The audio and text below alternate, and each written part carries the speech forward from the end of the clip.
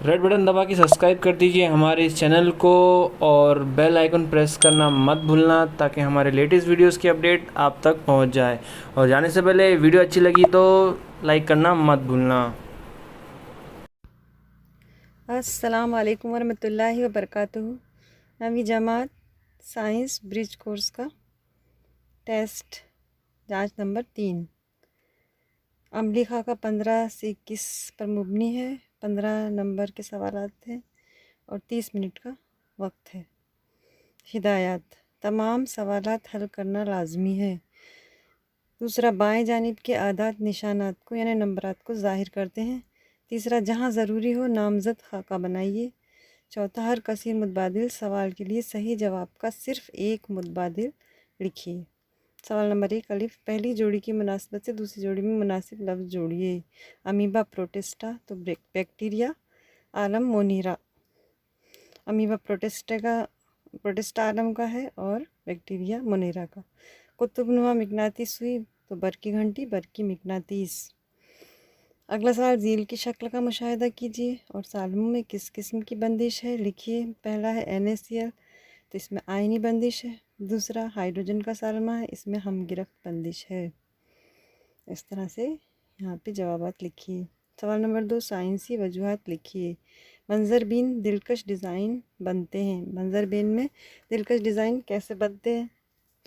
तो मंजरबीन जो होता है उसमें 3 मुस्ततीली आईने लगे रहते हैं जो आमने सामने होते हैं। अशिया से बनने वाले अक्स का कई मरतबा इनकास होने की वजह से लातादाद अक्स आपस में मिलकर खुशनुमा अशकाल बनाते हैं। इस तरह से अच्छे अच्छे डिज़ाइंस बनते हैं। दूसरा है छींकते वक्त नाक पर कपड़ा या दस्ती रखना चाहिए। छींकते या खांसते वक्त मुंह और नाक से माए के छोटे कतरात निकलते हैं। मुतअद्दी अमराज मसलन ज़ुकाम, इन्फ्लुएंज़ा, कोरोना इनकी वजह से फैलता है, इसलिए दस्ती या मास्क का इस्तेमाल करें। अगला सवाल है सवाल नंबर 3 है शक्ल की मदद से पूछे गए सवालात के जवाबात लिखिए। पहला, कौन कौन से गैसों की ऑक्साइड हवा में शामिल हो रही है? यहाँ पे शक्ल देखिए तो आपको जो धुआं निकलता दिख रहा है कारखानों से, उसमें CO2, NO2, SO2 ऊपर लिखा ही हुआ है, यानी कार्बन के ऑक्साइड, नाइट्रोजन के ऑक्साइड और सल्फ़र के ऑक्साइड इसमें से निकल रहे हैं। इसके अलावा तेज़ाब, तेज़ाबी बारिश, ईंधन का जलना, ये सब यहाँ पर लिखा हुआ है। तो पहले अलिफ का जवाब आप लिखेंगे। कार्बन, सल्फ़र और नाइट्रोजन के ऑक्साइड फ़िज़ा में शामिल होते हैं। इसके बाद शक्ल पर ही दूसरा सवाल है।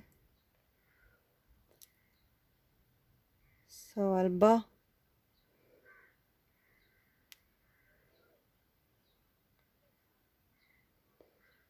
तेज़ाबी बारिश में कौन कौन से तेज़ाब होते हैं? तो तेज़ाबी बारिश होती है तो उसमें कौन कौन से तेज़ाब ज़मीन पे गिरते हैं पानी में मिलके। तो इसके जवाब में आप यहाँ पर शक्ल में जो दिख रहा है उसी से आप जवाब भी निकाल सकते हैं।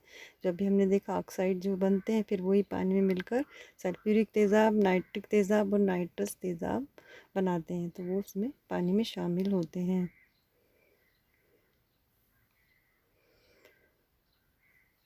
इसके बाद इसमें एक और सवाल है, तेज़ाबी बारिश के असरात लिखिए।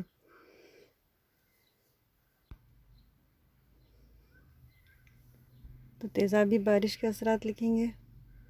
तेज़ाबी बारिश की वजह से मिट्टी और पानी के ज़खायर की तेज़ाबियत बढ़ती है, जिसकी वजह से आबी हैवानात, नबातात और आम जंगलाती ज़िंदगी को नुकसान पहुंचता है और पूरे माहौली निज़ाम पर मुज़र असरात मुरतब होते हैं। तो इस तरह से तेज़ाबी बारिश के असरात लिखेंगे। इसके बाद अगला सवाल है, इस तरह की आलूदगी को रोकने के लिए आप क्या करोगे? तो इसका जवाब लिखेंगे।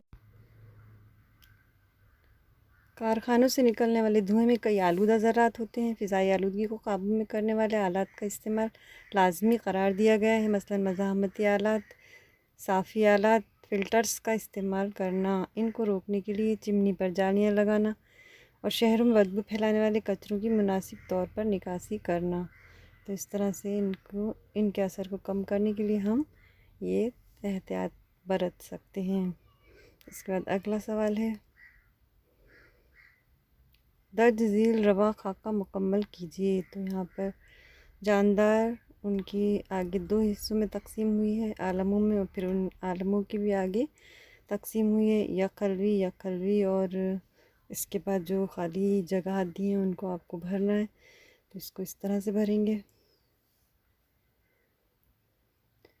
जानदार गैर वाज़े मरकज़ा बरदार और वाज़े मरकज़ा बरदार होंगे। फिर गैर वाज़े मरकज़ा बरदार में या खलवी में आलम एक मुनीरा।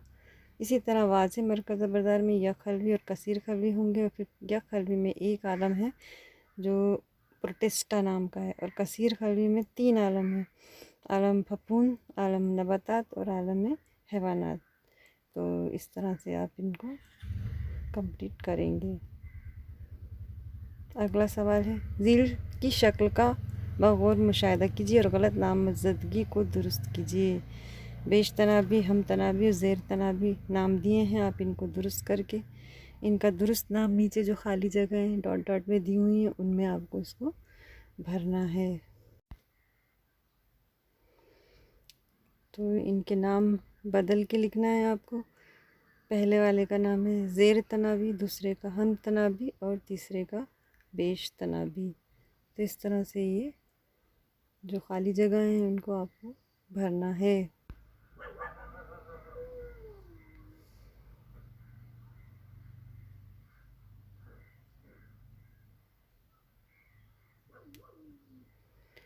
इसके बाद अगला सवाल है, सवाल नंबर 6, सितारों की पैदाइश के मराहल को सही तरतीब में लिखिए।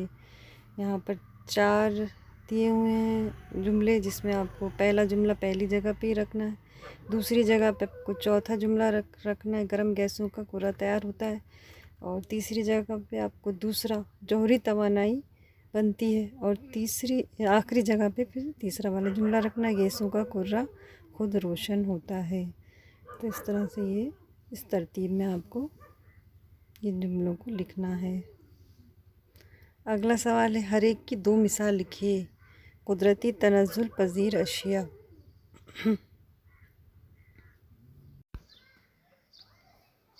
अगला सवाल है, सवाल नंबर 6, सितारों की पैदाइश के मराहल, ये हमने कर लिया। अब इसके बाद अगला सवाल है, हर एक की 2 मिसाल लिखिए। कुदरती तनज़्ज़ुल पज़ीर अशिया। तो इसकी मिसाल है बावर्ची खाने से निकले बाक़ियात और मुर्दा नबातात और हैवानात।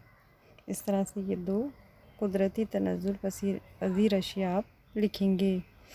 इसके बाद अगला सवाल है,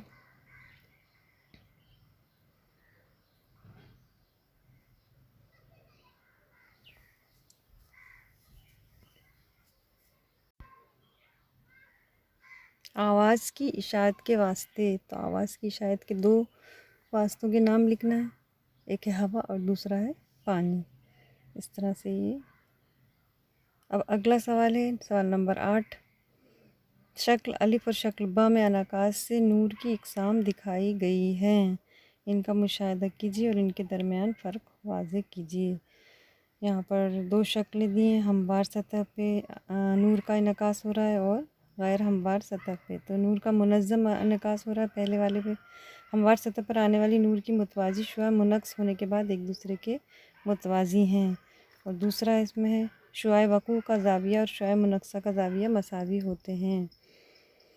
दूसरी जो शक्ल है उसमें नूर का गैर मुनज़्ज़म इनकास है, और उसके बारे में भी आप अलग अलग भी लिख सकते हैं और बीच में लाइन खींच के ये फ़र्क आप लिख सकते हैं।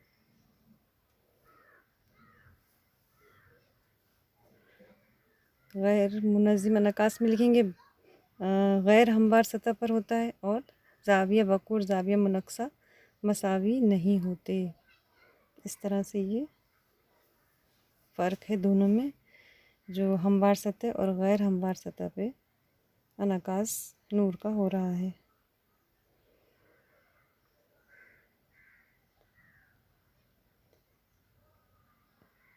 इसके बाद अब अगला सवाल देखेंगे, ज़्यादा मिक़दार में या बार बार दाफ़े दर्द के इस्तेमाल से क्या होता है? तो इससे अज़बी निज़ाम, इखराजी निज़ाम और जिगर पर बुरा असर पड़ता है। इसके बाद सवाल है बरकी डोर में मौसर तार और बरकी बल्ब को जोड़ा जाए तो इसका जवाब है बल्ब रोशन हो जाएगा। इसके बाद अगला सवाल है आतिश फिशा फटने पर। तो आतिश फिशा का फटना, आतिश फिशा के फटने से ठोस गैस और माए की सूरत में अशिया खारिज होती हैं, मसलन hydrogen sulphide, sulphur dioxide, carbon dioxide, ammonium chloride, hydrogen बुखारात, गर्द के ज़र्रात। तो ये सब जो है शामिल हो जाएंगे और आलूदगी होगी।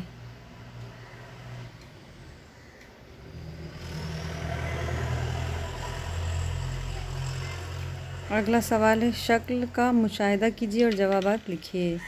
यहाँ प्लास्टिक की थैलियाँ नज़र आ रही हैं, तो इससे सवाल में लिखना है कि इंसान की पैदा करदा शय से माहौल पर कौन सा असर रोनुमा होता है। तो इंसान की पैदा करदा प्लास्टिक से फ़िज़ाई आलूदगी पैदा होती है, जिससे ग्लोबल वार्मिंग और खसरा घर का असर पैदा हो रहा है।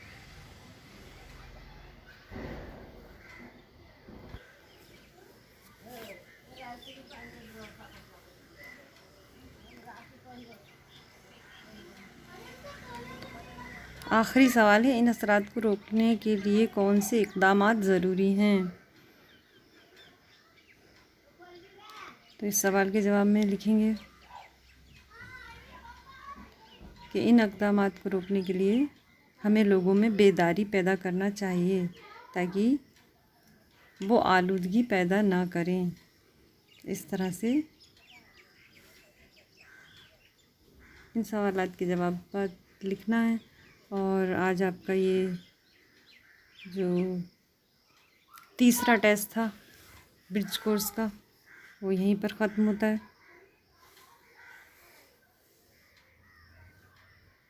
लेकिन इसके बाद भी हमारी तालीमी वीडियोस जारी रहेंगे। दुआओं में याद रखिए। अल्लाह हाफ़िज़।